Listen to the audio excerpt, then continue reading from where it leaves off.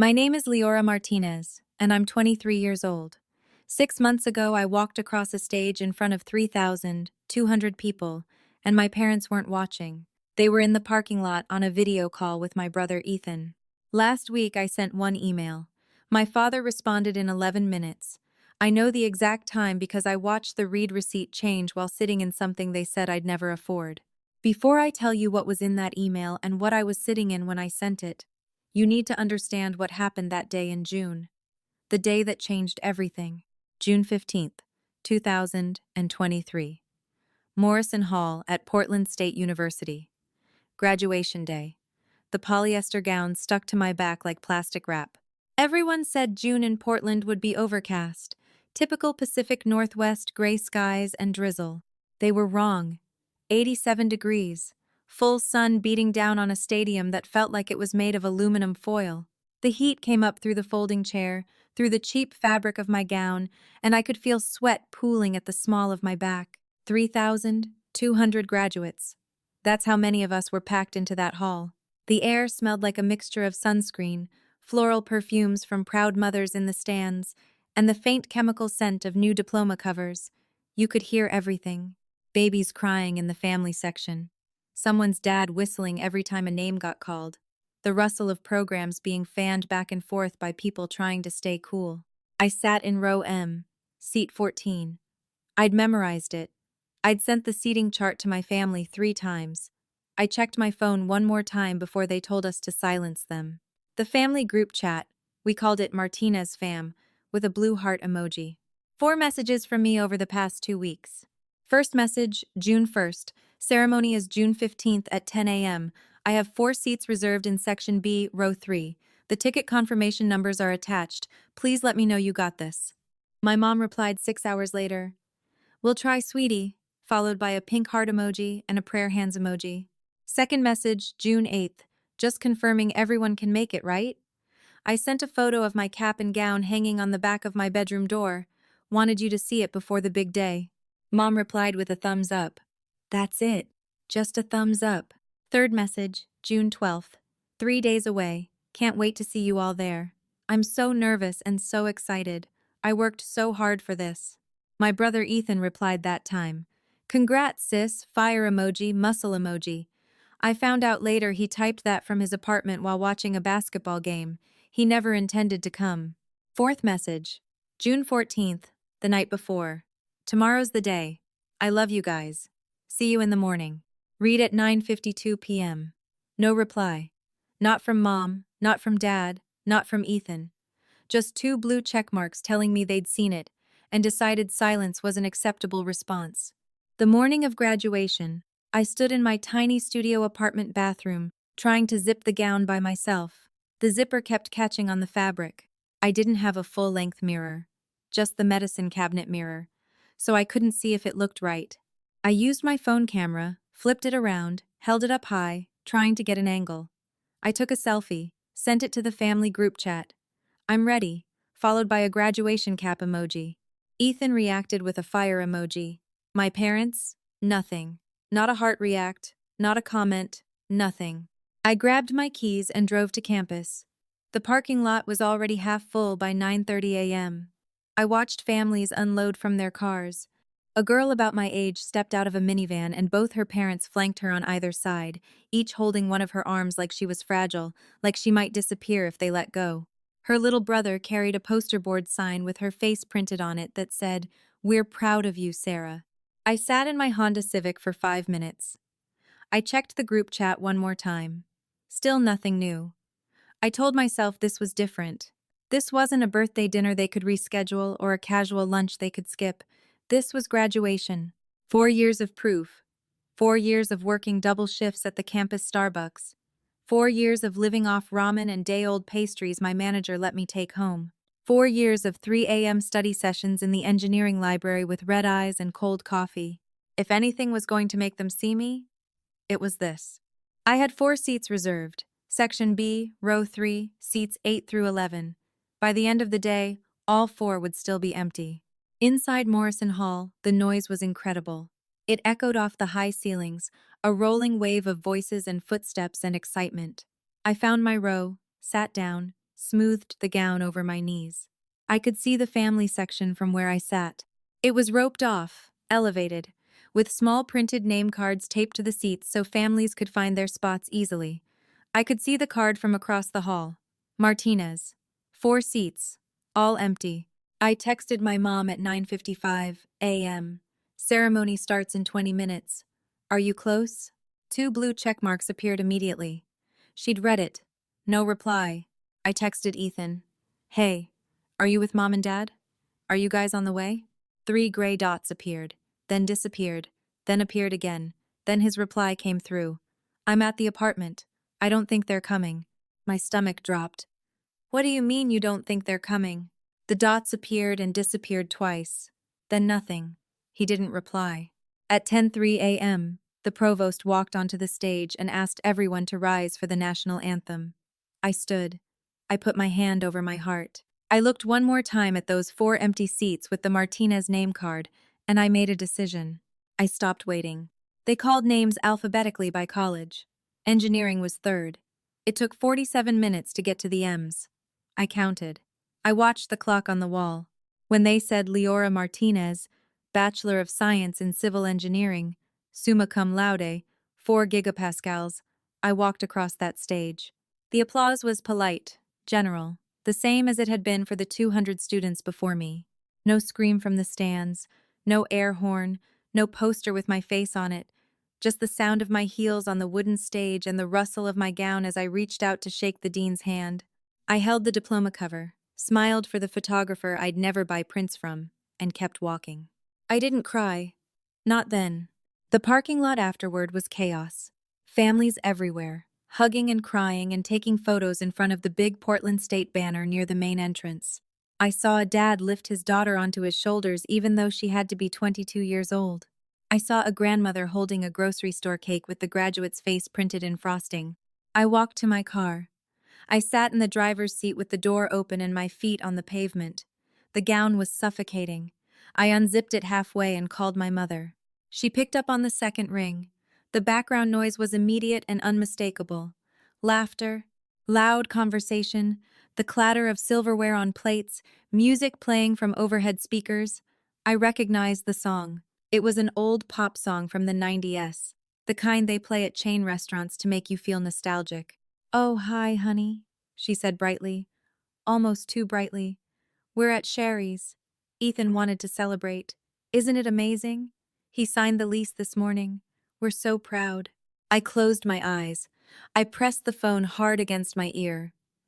Mom, my graduation was today. Silence. 4 full seconds. I counted them. Then her voice came back, confused, slightly defensive.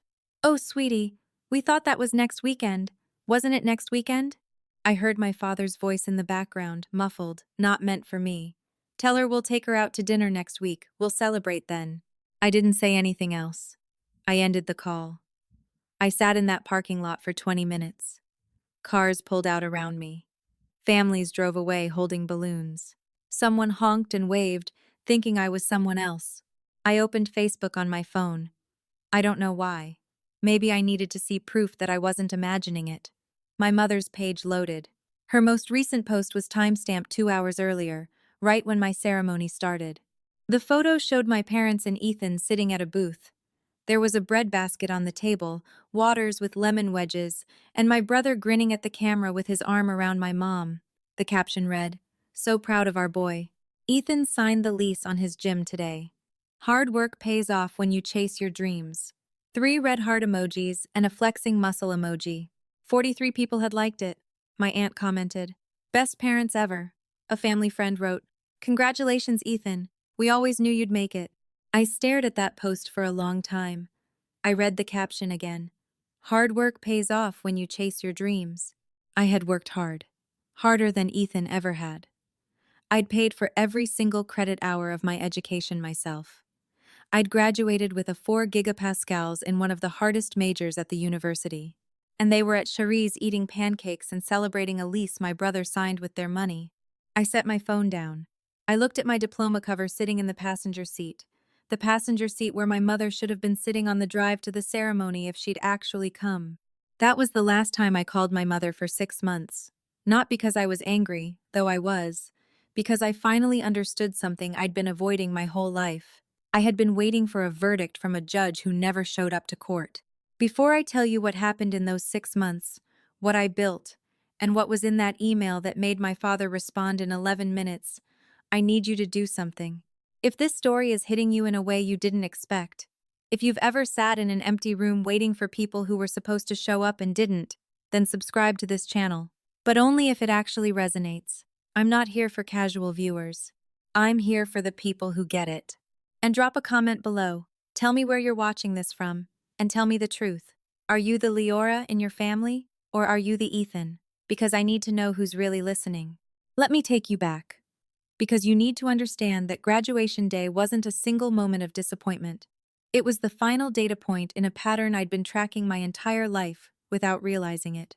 I was 16 years old when I first understood that love in my family was conditional. March 2017. I came home from school on a Tuesday afternoon holding an envelope from the college board. Inside was my SAT score. 1,520 out of 1,600. I'd studied for 3 months. I took practice tests every weekend. I memorized vocabulary words on note cards during lunch. When I saw that score, I ran up the driveway. My mom was in the kitchen chopping vegetables for dinner. I put the score report on the counter in front of her. Mom, look, 1,520. I got into the 99th percentile. She glanced at it, smiled, and said, "That's great, honey. Really great." Then she looked at the clock on the microwave. "Can you set the table? Your father will be home in 20 minutes. That was it. No hug, no phone call to my dad, no text to the family group chat. Just set the table. The same week, my brother Ethan got promoted to assistant manager at the Best Buy where he'd been working for 8 months. He was 19 years old, still living at home, and his new position came with a 50-cent raise. 50 cents an hour. My parents threw a backyard barbecue that Saturday. They invited 30 people: aunts, uncles, cousins, neighbors from down the street, people from my dad's work. My mom ordered a custom banner from a print shop that said "Proud of Ethan" in big red letters. She hung it across the back fence. My dad grilled burgers and brats. Ethan stood in the center of the yard, accepting congratulations like he'd just won an award.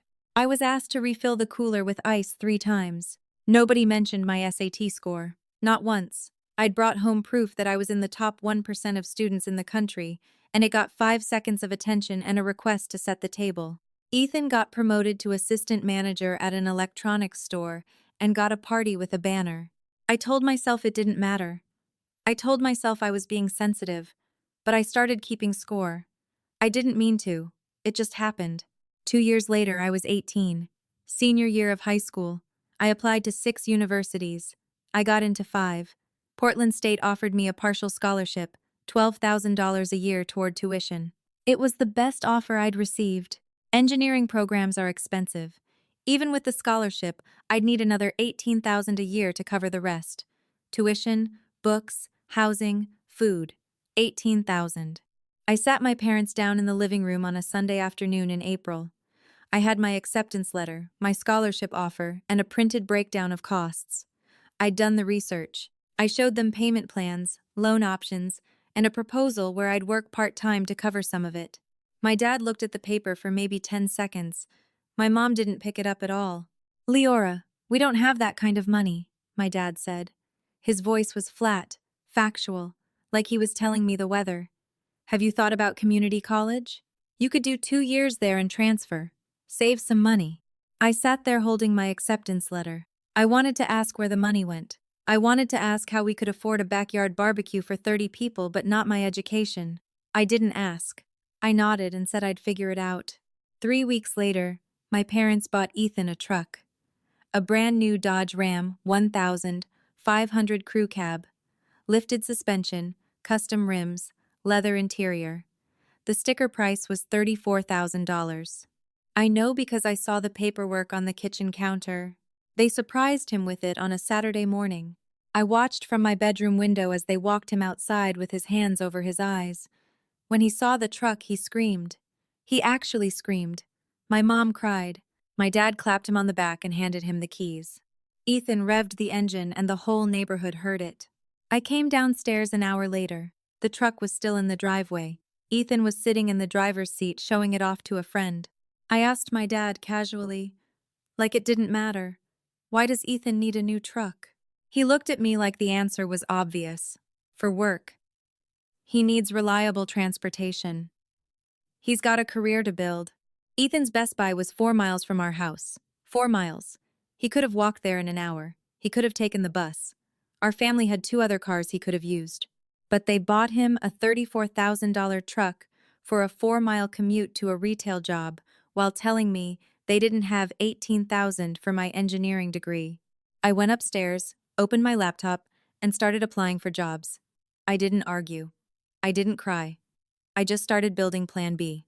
I worked at Hendrick's Grocery for 2 years, from age 18 to 20. Morning shifts, night shifts, weekend shifts, holiday shifts. I saved $14,000 in a savings account my parents didn't know existed. I lived at home, ate the food my mom cooked, watched Ethan come and go in his lifted Dodge Ram while I took the bus to work. When I turned 20, I enrolled at Portland State. I paid my own tuition. I paid for my own books. I signed my own loan paperwork.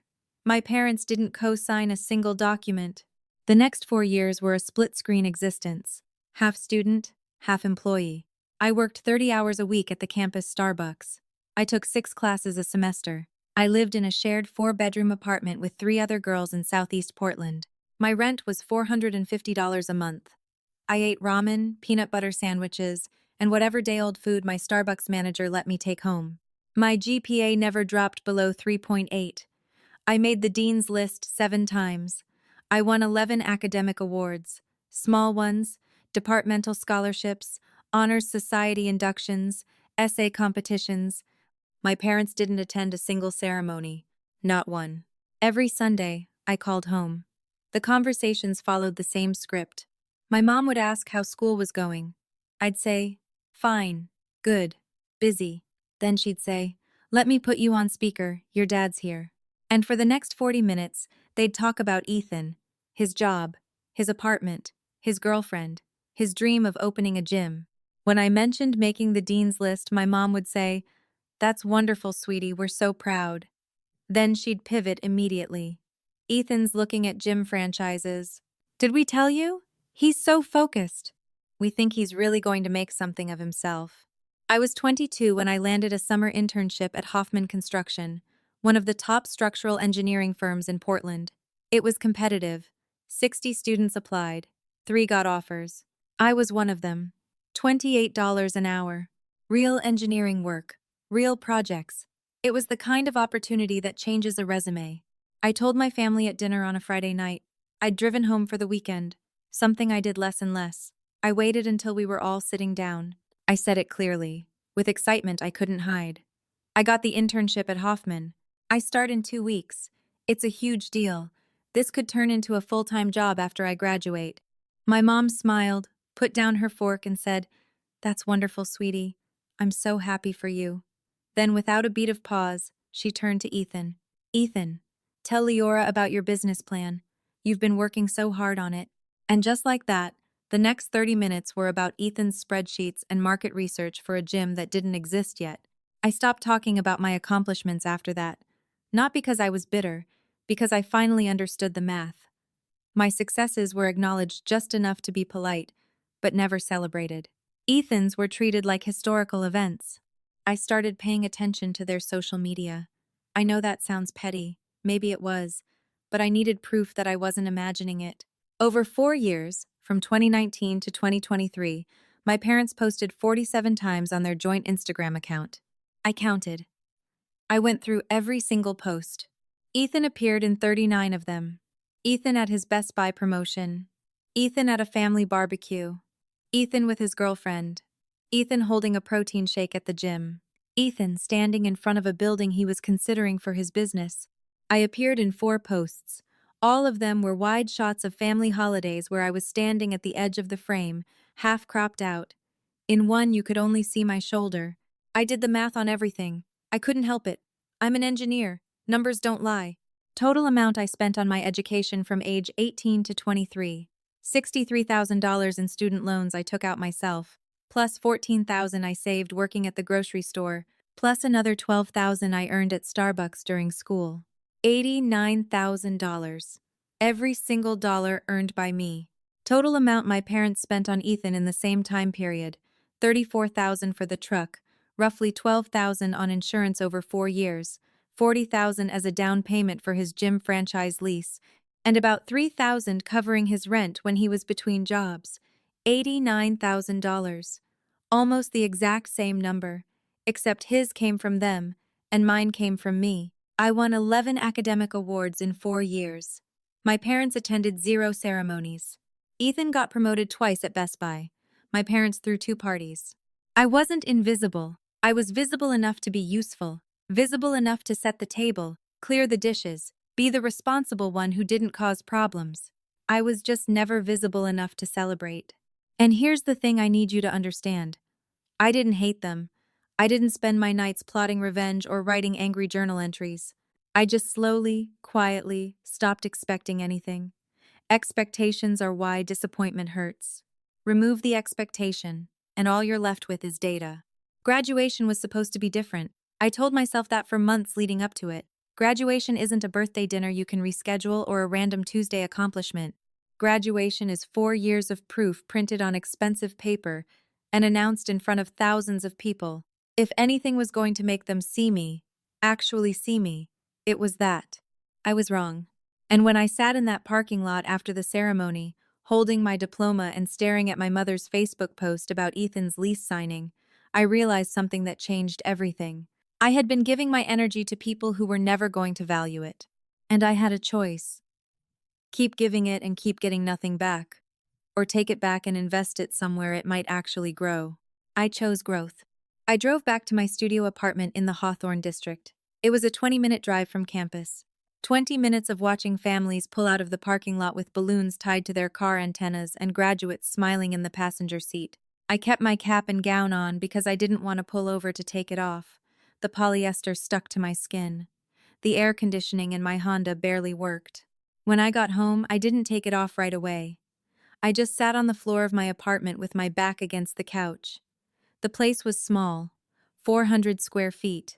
A kitchen that was really just a counter with a 2-burner stove, a bathroom the size of a closet, and one main room that served as bedroom, living room, and office.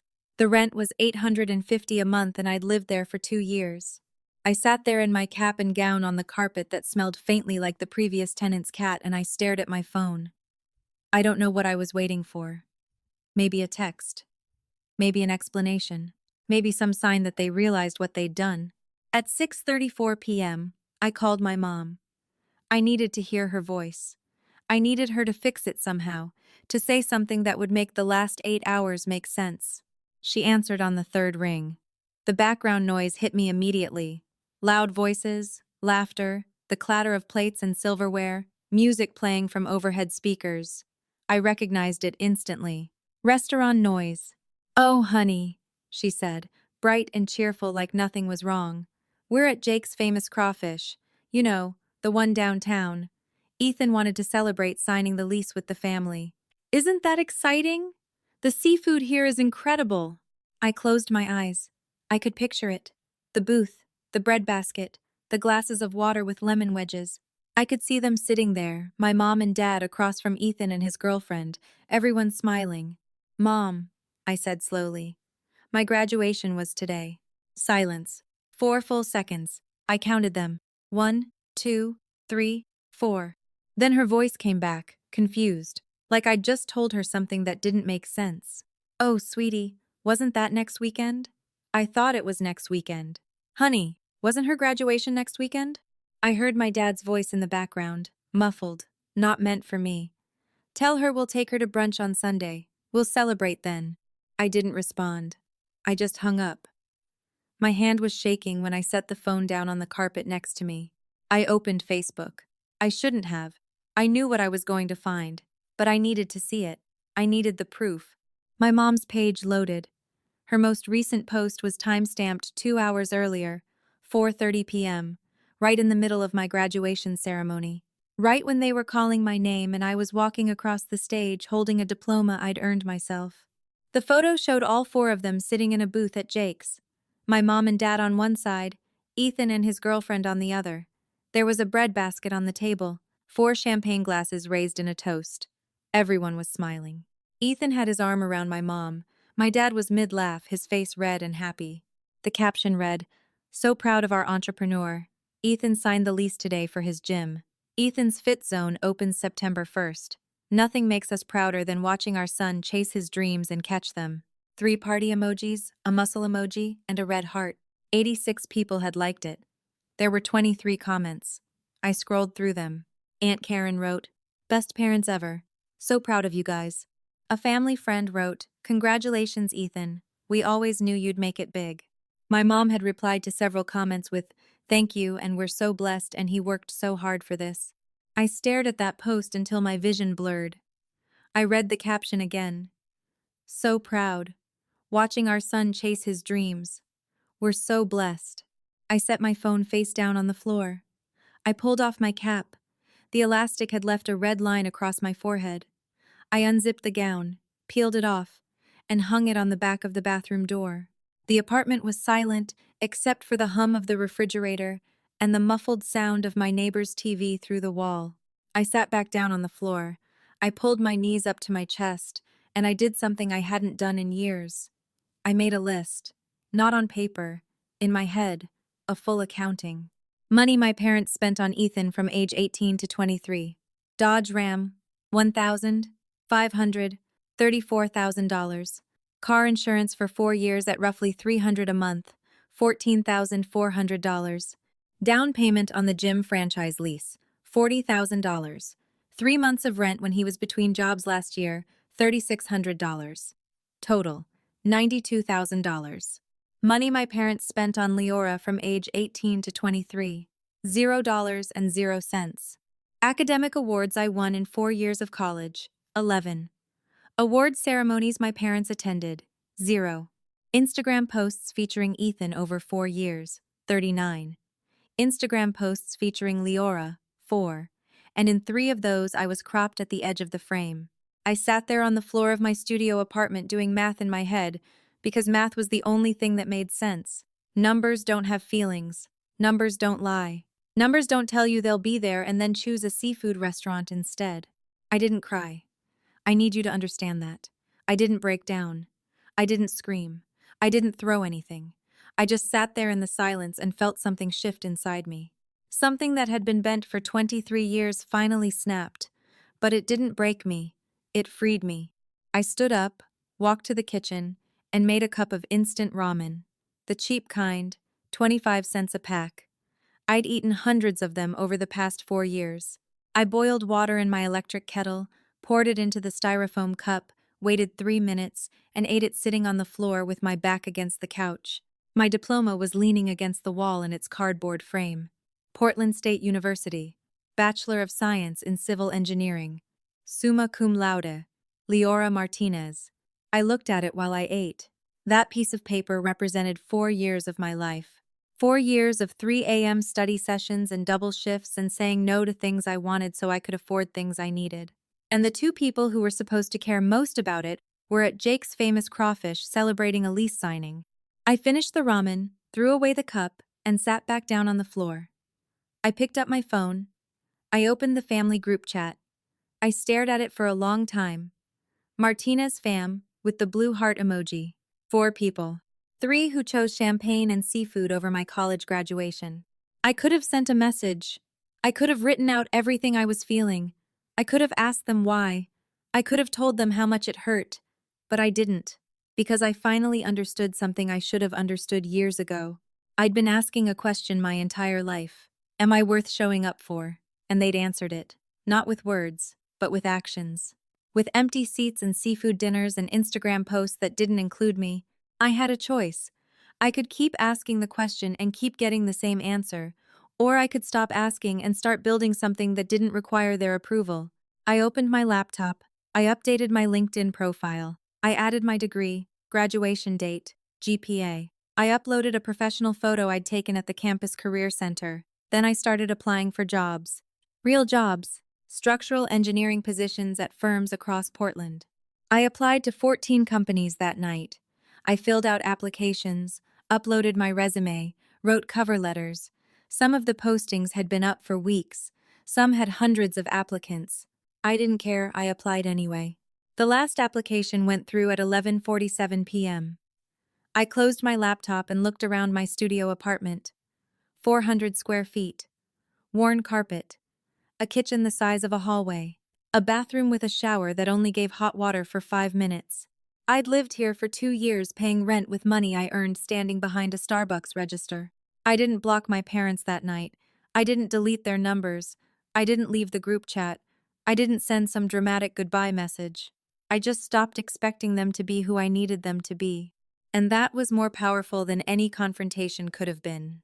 For 23 years, the silence from them hurt because I was waiting for noise. I was waiting for celebration, for acknowledgement, for proof that I mattered. But that night, sitting on the floor of my tiny apartment with a diploma nobody came to see me receive, the silence became something else. It became permission. Permission to stop performing for an audience that wasn't watching. Permission to take all the energy I'd been spending on hoping they'd change and invest it somewhere it might actually grow. I didn't know it yet, but that night was the beginning of everything. In 6 months, I'd send one email, and my father would respond in 11 minutes. But we're not there yet. If you're watching this and you've ever had to choose between waiting for people to see your worth or just building a life that proves it without them, hit the subscribe button right now. This isn't a feel-good story where everyone apologizes and hugs it out. This is about what happens when you stop waiting for permission to be proud of yourself. Comment below and tell me, have you ever had to walk away from people who were supposed to show up? I want to hear your story. 2 weeks after graduation, I woke up to an email notification at 6:42 a.m. The subject line said, "Interview request, Junior Structural Engineer position." It was from Cascade Structural Group, one of the 14 firms I'd applied to that night on my apartment floor. I sat up in bed and read it 3 times to make sure it was real. They wanted to interview me. Tuesday, 2 p.m. Pearl District offices. Ask for Robert Brennan, Principal Engineer.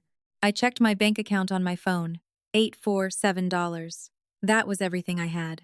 Rent was due in 5 days. I had exactly enough to cover it with $47 left over for groceries. I'd been living off peanut butter sandwiches and whatever expired pastries my Starbucks manager let me take home for the past month. I hadn't told my parents I was looking for jobs. I hadn't told them anything. The interview was on a Tuesday in the Pearl District.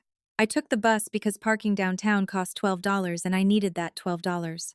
I wore the same navy blouse I'd worn to my college interview 4 years earlier. It still fit. Barely.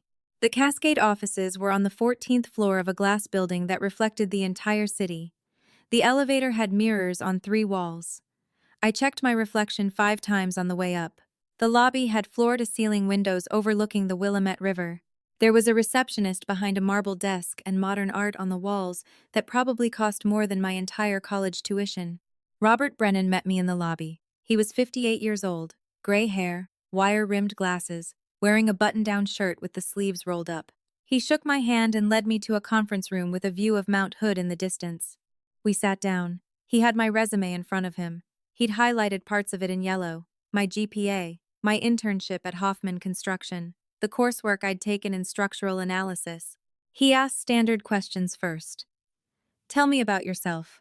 What interested you in this position? Where do you see yourself in 5 years? I answered them the way you're supposed to. Professional, confident, memorized. Then he leaned back in his chair and asked a question I wasn't ready for. Why structural engineering? Not what interested you in it. Why? What about it made you choose one of the hardest majors at the university and stick with it for 4 years? I paused. I could have given him the rehearsed answer. Something about problem solving or innovation or wanting to build things that last. But something about the way he asked it made me tell the truth. Because when you design a beam correctly, I said, it holds exactly what it's supposed to hold. No favoritism, no feelings, no bias, just math. You calculate the load, the materials, the stress points. You do the work. And if you do it right, the structure stands. It doesn't matter who you are or who believes in you. It just works. I wanted to do something where the results were honest. He stared at me for a long moment. Then he picked up his pen and wrote something in the margin of my resume. I couldn't see what it said. The interview lasted 45 minutes. When it was over, he walked me back to the elevator. He shook my hand again and said, "We'll be in touch soon." I rode the bus home replaying every word I'd said, trying to figure out if I'd messed it up. 4 days later, I got the call. I was on the bus heading to my shift at Starbucks. The number was local, but I didn't recognize it. I almost didn't answer. "Leora, this is Robert Brennan from Cascade Structural Group. We'd like to offer you the junior structural engineer position. Starting salary is $71,000 a year with full benefits. Health, dental, vision, 401k matching. We'd like you to start July 15th if that works for you." I got off the bus at the wrong stop. I just stood there on the sidewalk holding my phone. A starting salary of $71,000. I'd never made more than $15 an hour in my life. I walked 2 miles home in a daze. I didn't even realize I'd missed my stop until I was halfway there. When I got back to my apartment, my roommate was in the kitchen making coffee. I told her. She screamed so loud the neighbor banged on the wall. Then she grabbed my shoulders and said, "You did this! You actually did this." I called my best friend Priya. We'd met sophomore year in a thermodynamics class and had been inseparable since. I told her about the offer. She ordered a pizza to my apartment from across town. Pepperoni and mushroom. "Celebration protocol," she said. That night, I sat on my couch with the pizza box open and my offer letter printed out on the coffee table. I looked at my phone. I scrolled to my mom's contact. My thumb hovered over her name. This was it. This was the moment I'd been rehearsing my whole life. The proof, the objective, measurable evidence that I was worth something. A real job, a real salary, a title at a top engineering firm in the city. Surely this would make them see me. I put the phone down. I didn't call. For the first time in my life, something good happened, and I didn't hand it to people who would find a way to shrink it. 3 days later, my mom texted, "Brunch this Sunday? We miss you." I replied, "Can't. Busy with work." She didn't ask what work. She just sent back a thumbs up emoji. I started at Cascade on July 15th. My first project was a structural analysis for a 4-story mixed-use building in the Alberta Arts District, residential units on top, commercial space on the ground floor. I worked directly under Robert. He gave me real responsibility: load calculations, material specs, site inspections. I stayed late without being asked, not to impress anyone, because the work felt like mine, in a way nothing else ever had. I got my first paycheck on July 31st. After taxes, it was $4,100. I stared at the direct deposit notification on my phone for 10 minutes. I opened a new savings account that day and transferred $3,200. It sat there on top of the $847 I already had. I had a cushion now, not a fortune. A foundation. In September, Ethan's gym opened. Ethan's Fit Zone. I saw it on Instagram. My parents posted 11 times in the first week. Photos of the ribbon-cutting ceremony. Ethan standing in front of the building in a branded t-shirt. My mom and dad on either side of him holding the giant scissors. The interior, the equipment, the motivational quotes painted on the walls. The captions were all the same. So proud. Dreams come true. Hard work pays off. Our son, the entrepreneur. I didn't comment. I didn't like the posts. I just kept saving. $3,200 a month. Every month. Like clockwork. In October, Robert called me into his office. 4 months in, and I was already ahead of schedule on every project he'd assigned me. He promoted me to junior project engineer. My salary jumped to $78,000 a year. "The fastest promotion in the firm in 8 years, he said. "You earned it." By the end of October, I had $18,600 in my savings account. I did the math one night sitting on my apartment floor. At this rate, I could save enough for a down payment on a house in 6 months. A house. Not an apartment. Not someone else's property. Mine. In November, I met with a mortgage broker. Her name was Angela. She was 52 years old and had been in the business for 30 years. She walked me through FHA loan options, first-time homebuyer programs. With an FHA loan, I'd only need 3.5% down. I told her my budget. She ran the numbers. "You're pre-approved for $295,000, she said. "With 3.5% down, That's $10,325. Plus closing costs, figure another 4,000. You'd need about 14,500 total. I had the Lappenblas num hundreds. I had it. In December, I started looking. I worked with a realtor named Sandra Okoye. She was 44 years old, had lived in Portland her entire life, and knew every neighborhood like she'd built it herself. I told her what I wanted: 2 bedrooms. Something with character. A place that felt like home, not just an investment. We looked at 8 houses. Some were too far from work. Some needed too many repairs. Some just didn't feel right. Then on December 10th, Sandra sent me a listing that had just gone active that morning. 2 bedroom, 1.5 bath craftsman bungalow in the Alameda neighborhood, Northeast Portland. Built in 1924. Original hardwood floors. Front porch with a swing. Small backyard with a maple tree. $287,000. I drove by it on my lunch break. It was perfect. White siding, red front door, a mailbox that said 1,247. The porch swing moved slightly in the wind. I could picture myself sitting there in the mornings with coffee. I put in an offer that night. Full asking price. The seller accepted 2 days later. I told Priya first. We were sitting in her car outside a coffee shop in Hawthorne. When I said the words out loud, "I'm buying a house," she stared at me like I'd just told her I was moving to Mars. "You're not going to tell your family?" she asked. I looked out the window. They spent 6 months posting about Ethan's lease. 11 posts. Ribbon-cutting ceremonies. Champagne toasts. They celebrated a lease he signed with their money. I'll let them find out about my deed the way I found out I wasn't worth showing up for, by accident. December 18th, 2023. Closing day. I sat in a law office on Burnside Street and signed 52 pages, my hand cramped by page 30. The title attorney slid the final document across the table, and I signed my name one last time, Leora Martinez. Then he reached into his desk drawer and pulled out a single key on a wooden keychain. The address was engraved on it: 1247 NE Siskiyou Street. "Congratulations, Miss Martinez. You're a homeowner." I held that key in my hand, and it weighed almost nothing. But it felt like 23 years compressed into 2 inches of brass and wood.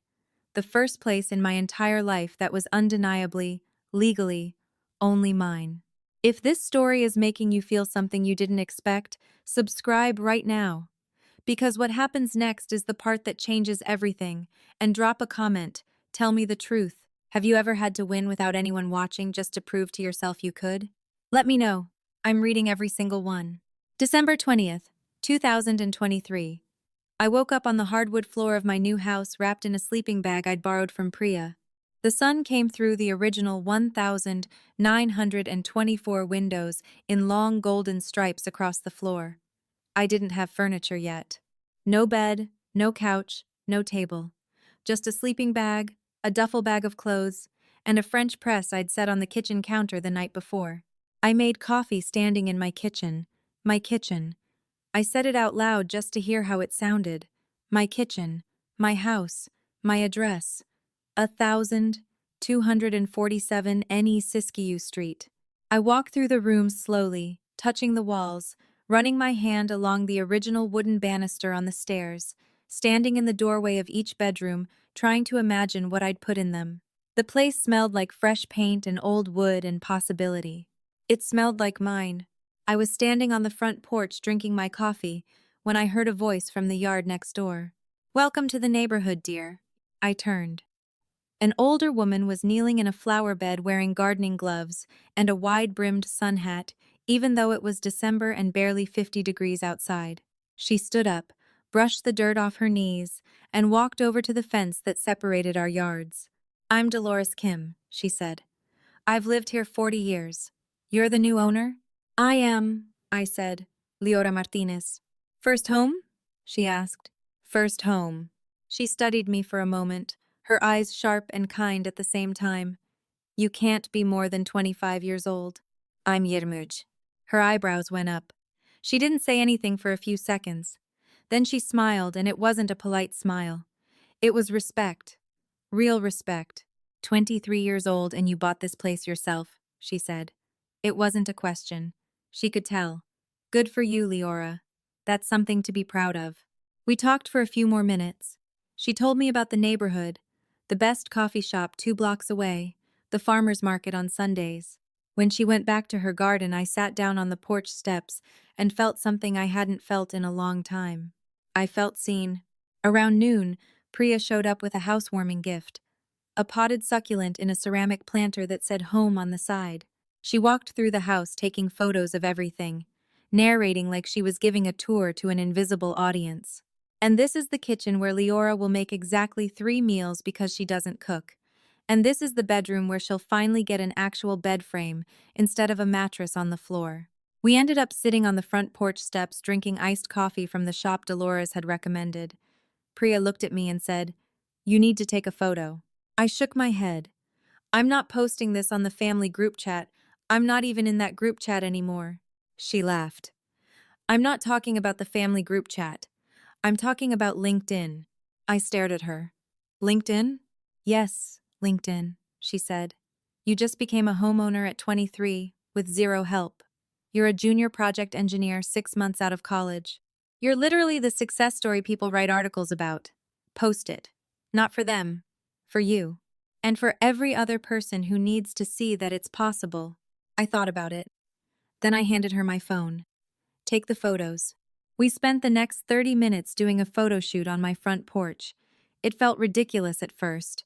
Priya directed me like she was a professional photographer. "Stand here.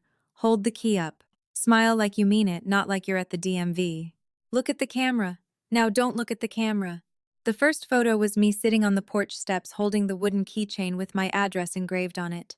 The sold sign was still planted in the front yard behind me. I was wearing my Cascade Structural Group hoodie and jeans. My smile was real. Not performative, not forced, just real. The second photo was a close-up shot of the closing documents spread out on my kitchen counter. You could see the deed clearly. Owner, Leora Martinez. Purchase price, $287,000. Date, 18 December 2023. Priya said people needed to see proof. They needed to know it was real. The third photo was a wide shot of the house exterior, the 1924 Craftsman with white siding and the red front door. My Honda Civic in the driveway, paid off, no car note. The house number 1247 visible on the mailbox. The maple tree in the front yard. It looked like a postcard. That evening, I sat on the floor of my empty living room and opened LinkedIn on my laptop. I uploaded the 3 photos. Then I wrote the caption. I rewrote it 4 times. I wanted it to be honest. I wanted it to mean something. The final version said this: 6 months ago, I walked across a stage in a polyester gown and received a degree I paid for myself. Today, I'm walking through rooms I own. First-time homeowner at 23. Junior project engineer at Cascade Structural Group, Portland State Civil Engineering, class of 2023. No cosigner, no family loan, no trust fund.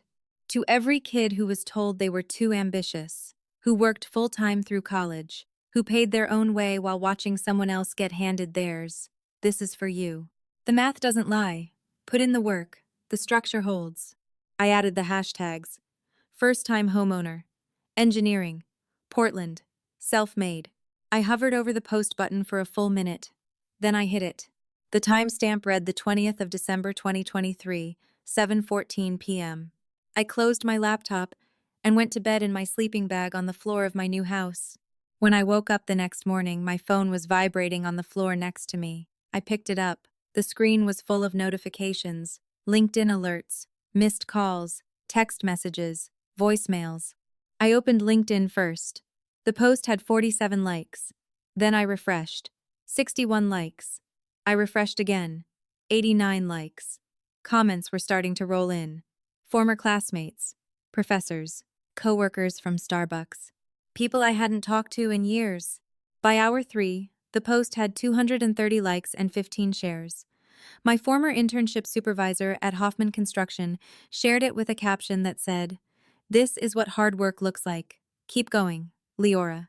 By hour 6, it was at 890 likes, and 64 shares. The Portland State Engineering Department had shared it to their alumni page. A local blog called Portland Rising reposted it with the headline, 23-year-old engineer buys first home 6 months after graduation. By hour 12, it had 2,400 likes and 180 shares. That's when things changed.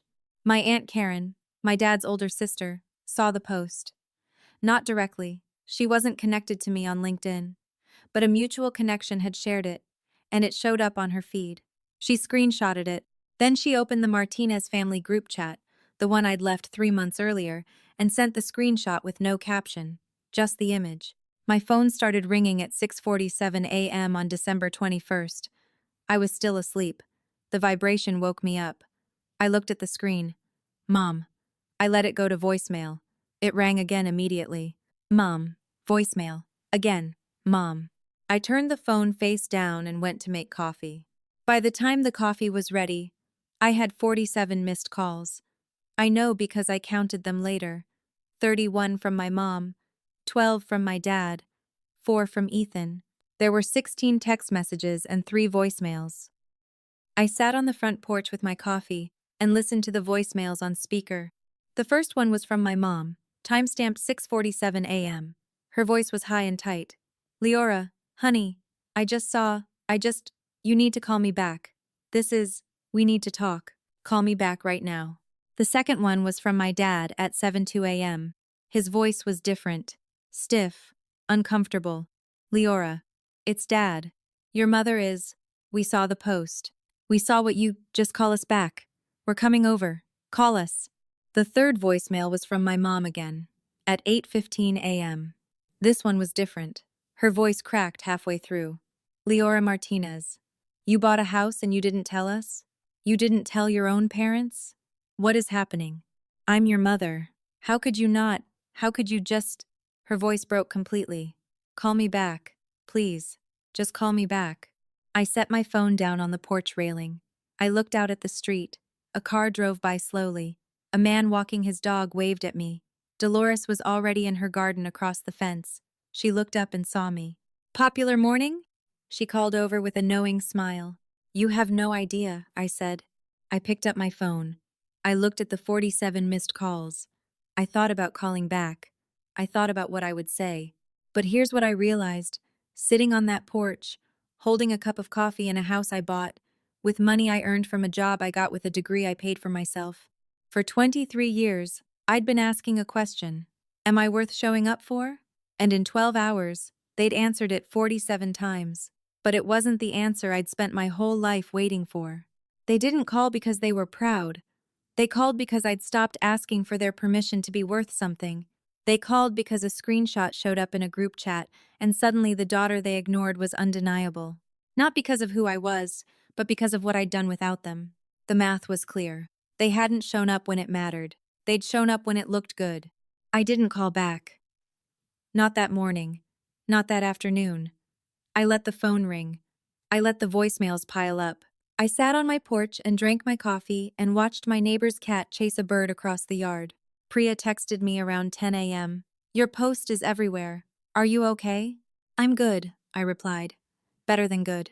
Around noon, my mom's car drove by. Slowly. I saw the silver Lexus roll past the house, slow down in front of my driveway, then keep going. She came back 10 minutes later. Same thing. Slow roll. Staring. Then gone. I didn't wave. I just sat there. The phone kept ringing all day. I let it ring. Because I finally understood something I should have understood years ago. Silence isn't cruelty. Sometimes it's clarity. Sometimes it's the only honest answer to a question nobody should have had to ask in the first place. If you've made it this far in the story, do me a favor. Subscribe. Not for me. For the version of yourself that needs to know it's okay to build something beautiful without an audience. And comment below. Tell me the last time you did something for yourself that nobody celebrated. I'm reading every single one because I know what that feels like and you're not alone. The phone kept ringing. I let it ring. I had a porch swing to install. December 22nd, 11 a.m. I was in the smaller bedroom painting the walls, sage green. I had the windows open, even though it was cold outside. The paint fumes were strong, and I didn't have a fan yet. I was wearing an old t-shirt and jeans with paint already smeared on the knees. My hair was tied back in a bun. I had music playing from my phone on the floor. Then I heard the doorbell. I set the paint roller down in the tray and walked to the front door. Through the window, I could see the silver Lexus in my driveway. My parents were standing on the porch. My mom was holding a brown paper grocery bag. My dad had his hands in his pockets. I opened the door, but I didn't open the screen door. I stood there on the other side of it looking at them through the mesh. "Leora," my dad said. "We wanted to see you." My mom stepped forward slightly. "You bought a house." It wasn't a question. It was an accusation wrapped in disbelief. "I did," I said. "And you didn't tell us?" she said. "I didn't." My dad shifted his weight. "We're your parents, Leora." I looked at him, then at her. I kept my voice calm and level. "You were in a parking lot on a video call with Ethan during my graduation. You posted 11 times about his gym opening. You posted 0 times about my degree. You didn't show up to a single award ceremony in 4 years. Why would I tell you about my house?" My mom's face crumpled. Her eyes started to fill. "Leora, we made a mistake. We're so sorry. We didn't realize. We thought. We just—" Her voice broke.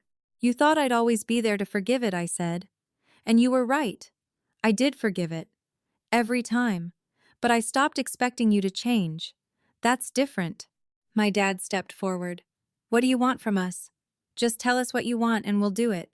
I shook my head. "Nothing. That's the point, Dad. I don't want anything from you anymore. I don't need you to co-sign anything. I don't need you to pay for anything. I don't need you to celebrate anything. I needed you to show up 6 months ago when I walked across that stage. You didn't. So I built a life that doesn't require your approval." My mom held out the grocery bag. She was crying now, quietly, tears running down her face. "We brought you something. Housewarming gifts. We wanted to." She couldn't finish the sentence. I opened the screen door and took the bag. Inside was a card that said, "Congratulations on your new home," a bottle of red wine, and a small box of nails. The nails were from my dad. That was his language. Practical.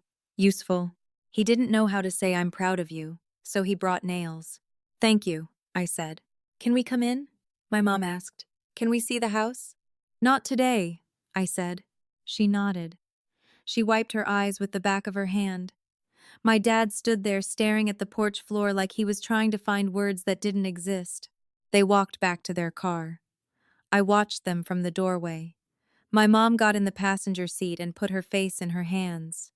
My dad sat in the driver's seat for a long time before starting the engine. They backed out slowly and drove away. I closed the door. I set the grocery bag on the floor. I went back to painting. 5 days later, on December 27th, I met Ethan at a coffee shop in the Pearl District, a small French bakery called Petite Provence. He'd texted me the day before. "Can we talk? Just us. I want to hear your side." I almost said no, but something in his message felt different, so I said yes. He was already sitting at a table in the back when I arrived. He looked tired. His eyes were red like he hadn't been sleeping well. There was a coffee in front of him that he wasn't drinking. I sat down across from him. We didn't hug. We just looked at each other. "I didn't know they missed your graduation," he said. "I swear, Leora, I didn't know until Aunt Karen sent that screenshot. I thought they went. I thought they were there." "You didn't ask," I said. He nodded slowly. "You're right. I didn't ask. I should have. I just assumed. I don't know what I assumed. That everything was fine. That you were fine." "I was fine," I said. "I am fine. I just stopped waiting for things that weren't going to happen." He stared at his coffee. "The gym's not doing well. We're not hitting membership numbers. Mom and Dad haven't posted about it in 3 weeks. Now all they talk about is you. Your job. Your house. They keep asking me if I've talked to you." "What do you want me to say?" I asked. He looked up. "I don't know. Maybe that I'm sorry.